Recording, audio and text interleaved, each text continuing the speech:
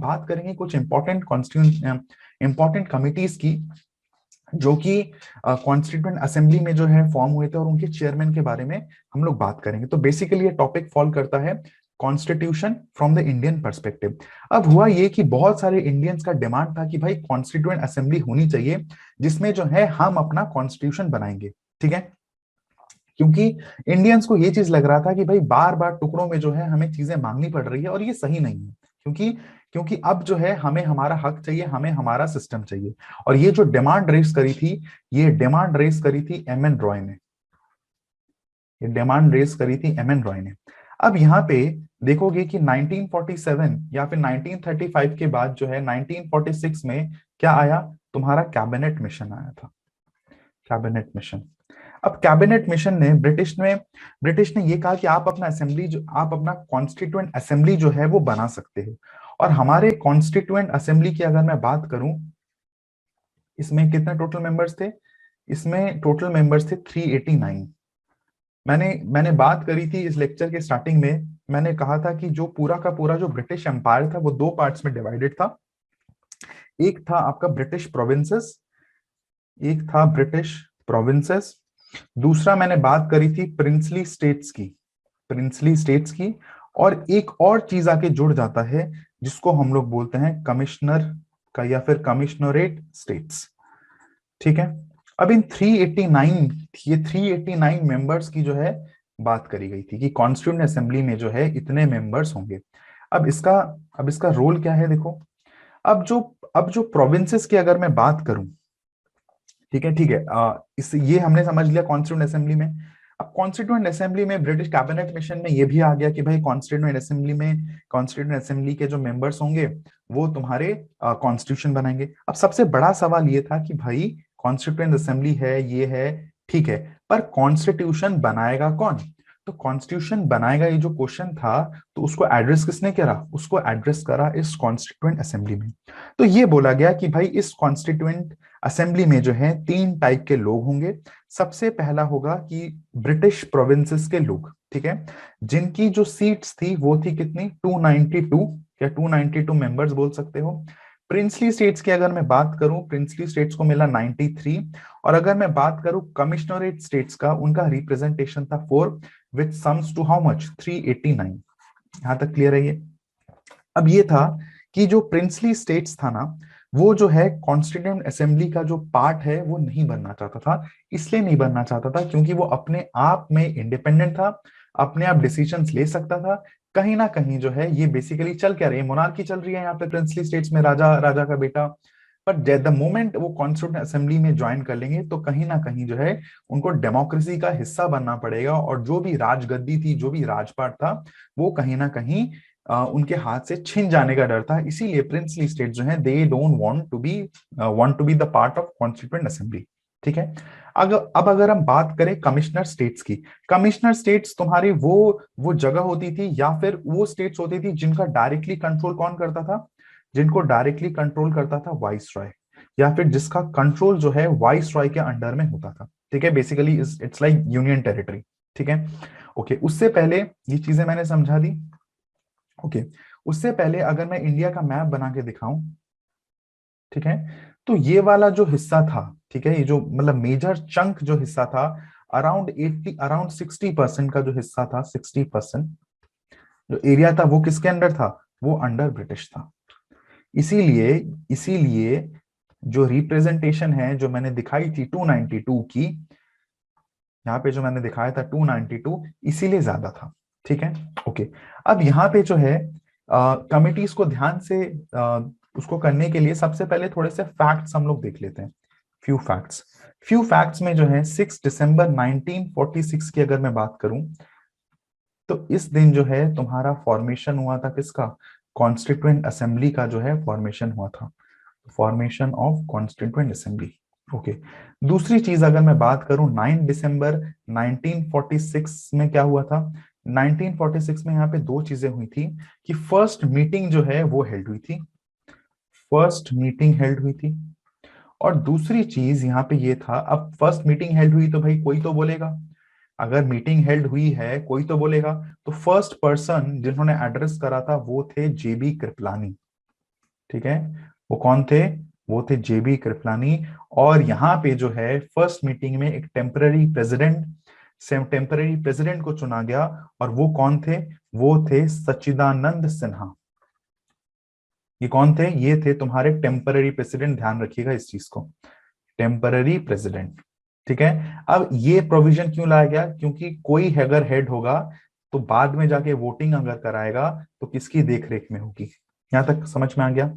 तो ओके, उसके बाद हम बात करेंगे 11 दिसंबर 1946 की। 11 दिसंबर में क्या हुआ कि राजेंद्र प्रसाद को जो है प्रेसिडेंट अपॉइंट कर दिया गया। Rajendra Prasad president appointed. ठीक है, उसके बाद मैं बात करूंगा 13 दिसंबर 1946 की। अब इस दिन बहुत इंपॉर्टेंट था, कोई बता सकता है क्या? सोचो क्या हो सकता है इस दिन जो है?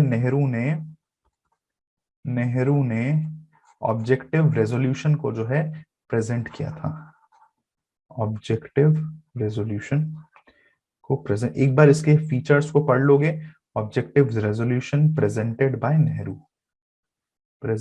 नेहरू। अब ये ऑब्जेक्टिव रेवोल्यूशन में जो है बहुत बड़ी बड़ी बातें करी हैं, हमें ये चाहिए, वो हमें अधिकार, हमें जस्टिस। तो जो भी तुम्हारे कंफ्यूजन वाले पॉइंट्स हैं, उनको एक बार गो थ्रू कर लेना, सो दैट कि अगर कोई क्वेश्चन आए तो तुमसे स्किप ना हो। ठीक है, एक बार प्रोविजंस को एक बार देख लेना। यहाँ तक क्लियर है?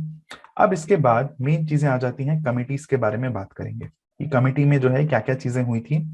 अब अगर मैं बात करूंगा कमिटी की, तो ये है, अब ये बेसिक लक्ष्मीकांत ने दे रखी है, यहाँ पे एक एक करके हम लोग बात करते हैं। ठीक है, अब सबसे पहले जो है, मेरे साथ रहना, ठीक है, सबसे पहले जो है हम लोग बात करेंगे के एम मुंशी की बात करेंगे।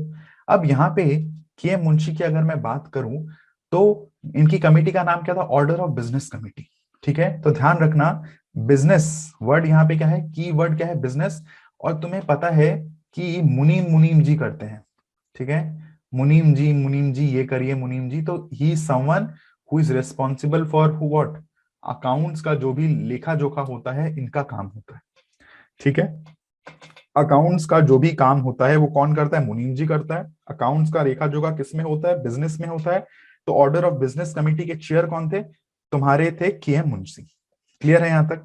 ओके, उसके बाद ये वाला हमारा हो गया, तो I simply cut it so that कि मेरे को ध्यान में रहे कि ये चीजें जो है हमने डिस्कस कर लिया था। के मुंशी हो गया।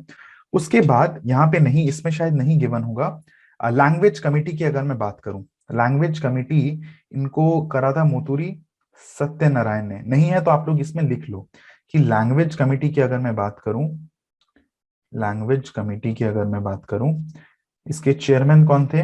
इसके थे मोतूरी सत्य नारायण। ठीक है, अब ये सत्यनारायण लैंग्वेज, अब यहाँ पे ध्यान से देखना, ये जो तुम्हारा लैंग्वेज है और इनके पीछे क्या लगा हुआ है? नारायण। तो तुमने सुना होगा नारद मुनि को नारायण नारायण नारायण। ठीक है, तो नारायण नारायण बहुत अच्छा लगता है, it's a very sweet language बोल सकते हो।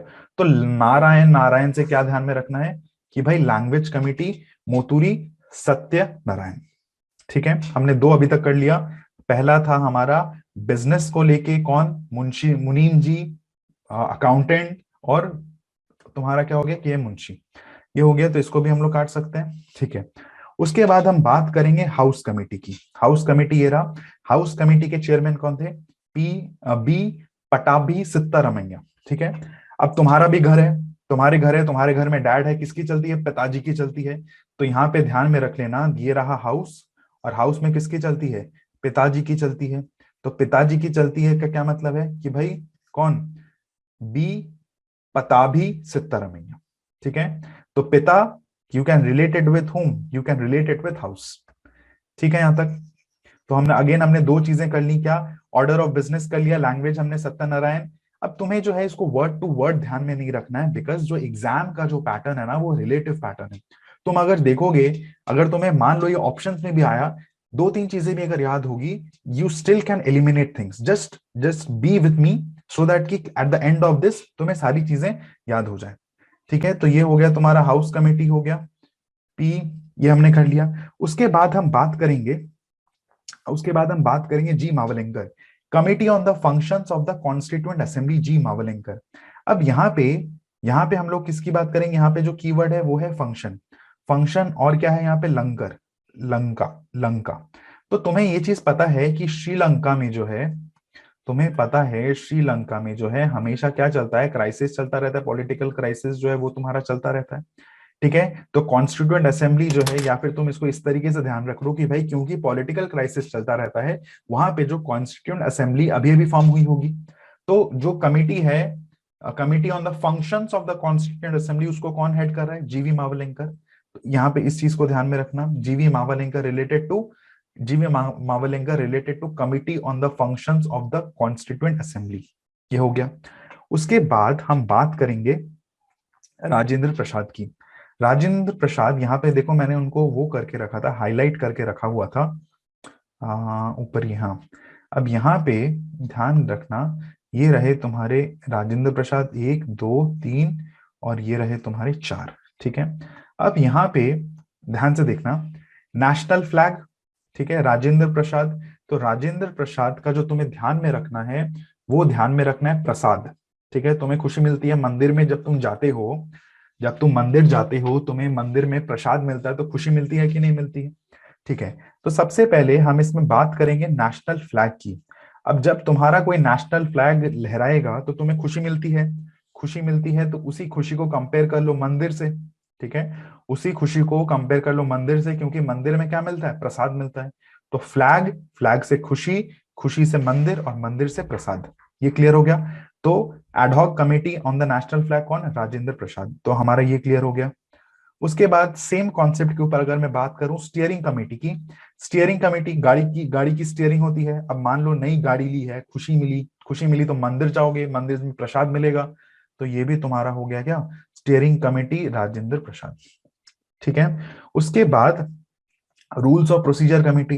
अब यूपीएससी का एग्जाम है, अगर तुम प्रोसीजर फॉलो करोगे, ठीक है, तुम्हारा सिलेक्शन होगा, तुम्हें सिलेक्शन होगा तो मंदिर जाओगे, मंदिर जाओगे प्रसाद मिलेगा। तो ध्यान में रखना, committee on the rules of procedure क्या है, राजेंद्र प्रसाद। यहां तक क्लियर हो गया। फाइनेंस और स्टाफ कमेटी जो है, तुम्हें ध्यान में रख लेना थोड़ा सा कि फाइनेंस, पैसा, पैसा जब आया जाता है तो लक्ष्मी, लक्ष्मी मंदिर और तुम्हारा प्रसाद। ठीक है, तो ये चीजें जो है हमने बात कर ली। अब सी सारे कमिटीज हैं, मेजर माइनर हैं, जो भी क्वेश्चंस आएगा, जितना मैंने करवाया है that is more than sufficient. Again my purpose is to let you know कि भाई हाउ टू एलिमिनेट। सारी चीजें रट्टा मार के कोई फायदा नहीं है, जितना बताया जा रहा है उसको ध्यान में रखो, बाकी जो भी ऑप्शंस में आएगा you will simply eliminate it. उसके बाद हम बात करेंगे नेहरू। ठीक है, उसके बाद हम बात करेंगे नेहरू की स्टेट्स कमेटी और यूनियन पावर कमेटी और यूनियन कॉन्स्टिट्यूशन कमेटी। ठीक है, अब अगर मैं बात करूं, अब देखो यहाँ पे यूनियन, ये वाले देखते हैं, यूनियन के एंड में क्या आ रहा है, एन आ रहा है, यूनियन के एंड में क्या आ रहा है, एन आ रहा है, तो इधर से तुम्हारा नेहरू और नेहरू। तो ये हो गया कि यूनियन पावर कमेटी, जो भी कमेटी यूनियन की होगी उसको कौन वो करेगा, नेहरू करेगा। तो यूनियन पावर कमेटी कौन, Jawaharlal Nehru. Union constitution committee कौन, जवाहरलाल नेहरू। क्लियर हो गया। लास्ट बचा तुम्हारा स्टेट्स कमेटी। ठीक है, अब स्टेट, ये तुम्हें ध्यान में रखना है। अब यहाँ पे जो है ना, एक तुम्हारा वल्लभ भाई पटेल के साथ ये हो सकता है, इसमें नहीं है। ठीक है, इसमें नहीं दे रखा है। स्टेट कमेटी जो है वो कौन हेड करेगा, जवाहरलाल नेहरू। स्टेट कमेटी कौन, जवाहरलाल नेहरू। अब यहाँ पे जो ये वल्लभ भाई पटेल है, ये भी एक टाइप के स्टेट्स कमेटी को हेड करेंगे, स्टेट्स कमेटी। और ये जो है स्टेट्स कमेटी इसलिए क्योंकि इनमें क्या है, इसको मैं थोड़ा मिटा देता हूं। ठीक है, अब ये जो तुम्हारी स्टेट्स कमेटी है ना, ये कमेटी की बात करेंगे, कमेटी फॉर नेगोशिएटिंग, ध्यान से सुनना, negotiating with states, committee for negotiating with states. ठीक है, ये थे तुम्हारे सिंपल स्टेट्स कमेटी, जिनको कौन हेड कर रहा था, जवाहरलाल नेहरू। और ये कौन है, वल्लभ भाई पटेल, वो भी स्टेट कमेटी के चेयरमैन थे, बट वो committee for negotiating with state. ये कंफ्यूज मत होना। तो हमने ये भी कर लिया, states committee with Jawaharlal Nehru. ठीक है, अब यहाँ पे ध्यान में रखना, ये इंपॉर्टेंट आ जाता है क्या, advisory committee on fundamental rights, minorities and tribal and excluded areas. ठीक है, ये कौन थे, ये भी थे तुम्हारे क्या नाम है इनका, हाँ वल्लभ भाई पटेल। तो ये थोड़ा सा ध्यान में रख लेना, स्टेट्स कमेटी, क्योंकि कंफ्यूजन वाला है। जो स्टेट कमेटी है एक को नेहरू करेंगे और नेगोशिएटिंग वाले को कौन करेंगे, नेगोशिएटिंग वाले को कौन करेंगे, वल्लभ भाई पटेल करेंगे। ठीक है। Advisory committee fundamental rights minorities and tribal and excluded areas को कौन हैंडल करेंगे, वल्लभ भाई पटेल। तो इसको थोड़ा सा ध्यान में रख लेना। ठीक है। उसके बाद अगर हम बात करेंगे जेबी कृपलानी, अब भाई फंडामेंटल राइट्स की इन्होंने बात करी, तो थोड़ा सा ध्यान में ये रख लेना कि दो committee, fundamental rights, but fundamental rights की एफआर की जो है, ध्यान से सुनना, एफआर की किसी ने कृपा करी। ठीक है। एफआर जो है किसी की कृपा से मिला। ठीक है। और किसकी कृपा से मिला फंडामेंटल राइट, जेबी कृपलानी के कृपा से जो है हमें फंडामेंटल राइट मिला। ठीक है। स्टेट्स कमेटी, इसको जो है ध्यान में रख लेना। स्टेट्स, मैंने दोबारा से मैं रिपीट कर देता हूं, स्टेट्स कमेटी उसको कौन हेड कर रहे थे, Jawaharlal Nehru. State committee, committee for negotiating with states, उसको कौन कर रहे थे, वल्लभ भाई पटेल। अब उनमें जो है एक एडवाइजरी कमेटी थी किसकी, फंडामेंटल राइट्स की, ट्राइबल्स की, एक्सक्लूडेड एरियाज की, उसको कौन देख रहे थे, वल्लभ भाई पटेल। ठीक है। और फंडामेंटल राइट सब कमेटी, उसको कौन देख रहा था, जेबी कृपलानी। एफआर, फंडामेंटल राइट जो इतनी आसानी से नहीं मिलता है, किसी की कृपा से मिली, किसकी कृपा से मिली, जेबी कृपलानी की कृपा से मिली। ठीक है। उसके बाद हम बात करेंगे माइनॉरिटीज की। माइनॉरिटीज, अब तुम्हें ये चीजें पता है कि एक तो इनके नखरे बहुत ज्यादा होते हैं। ठीक है। नखरे बहुत ज्यादा होते हैं, और जो पॉलिटिशियंस होते हैं इनको वादा बहुत ज्यादा कर देते हैं, बाद में मुखर जाते हैं। ठीक है। इलेक्शन के टाइम पे जो है माइनॉरिटीज से वादा करते हैं बट बाद में मुखर जाते हैं। तो ध्यान में रखना, माइनॉरिटीज और मुखर, मुखर का मतलब क्या, मुखर्जी। ठीक है। मुखर का मतलब क्या, मुखर्जी। ये यहां तक क्लियर हो गया ये। तो इस चीज को थोड़ा सा ध्यान में रख लेना। उसके बाद अगर मैं बात करूं, उसके बाद हमारा कौन बचा, north eastern frontier tribal areas, Assam excluded and partially excluded, ये वाला। अब ध्यान दो, नॉर्थ ईस्ट वाला इलाका है, नॉर्थ ईस्ट का फ्रंटियर है, ट्राइबल एरिया है, तो ये किसकी बात कर रहा है, क्या ये बात कर रहा है बॉर्डर एरिया की, क्या ये बात कर रहा है बॉर्डर एरिया की, बताओ। तो बॉर्डर एरिया की जब ये बात करेगा तो एक ही नाम है क्या, गोपीनाथ बरदोलोई। अब मेरा मेरा क्या फेवरेट, ये स्टूडेंट को जो है ये कोई नहीं भूलता। ठीक है। Excluded and partially excluded areas other than those in Assam, excluded and